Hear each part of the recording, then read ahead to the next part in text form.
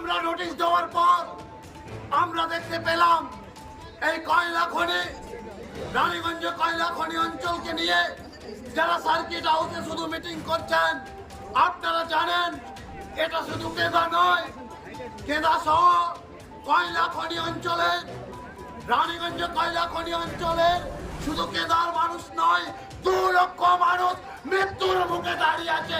এর সমাধান কে করবে?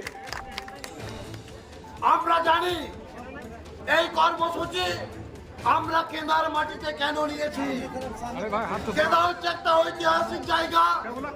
আপনারা জানেন এই কেদার পবিত্র পুণ্য মাটিতেই 1985 সালে প্রথম দশের ঘটনা ঘটে। আজকে 40 বছর অতিক্রান্ত হয়ে গেল। কেদার মানুষ, কয়লাঞ্চলের মানুষ আমরা ন্যায় কেন পাইনি?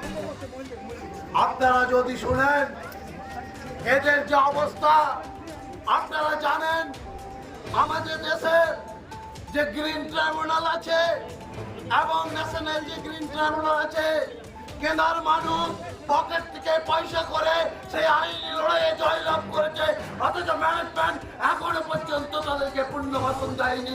সেই গ্রিন ট্রাইব্যুনাল আইনকে কারা পদদলিত করছে? এই ম্যানেজমেন্ট, এই সরকার। এটা ভাবতে লজ্জা হয়।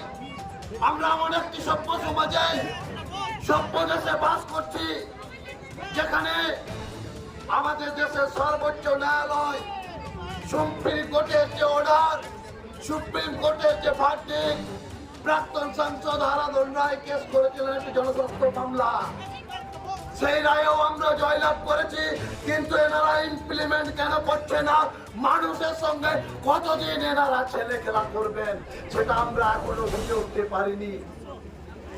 আমাদের পাশেই কাজরা এরিয়াতে ল্যান্ডস্লাইডের ঘটনাকে কেন্দ্র করে স্কুলের পিতা পুত্র, পিতা কন্যা একজন মাটির তলে তলিয়ে যায় প্রায় 10 জন, এবং সালানপুর এরিয়ার সামনে সেখানেও 10 জনে।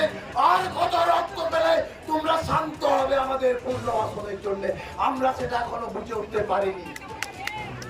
এই চামড়া, এই গন্ডারের চামড়া ম্যানেজমেন্ট যারা ঠান্ডা করে বসে আছেন, এরা এতটাই মাইনিং বোঝেন যে একদিকে তারা নিউক্লিয়াতে প্রোডাকশন করছে যেখানে বিষাক্ত গ্যাস আর আগুনের লেলিমায় এই এলাকার পরিবেশটাই চেঞ্জ হয়ে গেছে, অথচ তাদের উৎপাদন চাই।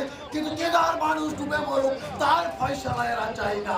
এই অপদার্থ ম্যানেজমেন্ট, তুমি যদি কেদার ফয়সালা না করতে পারো, তোমার কোনো নৈতিক অধিকার নেই অফিসে বসা। এই অফিস হচ্ছে কেদার মানুষের অফিস।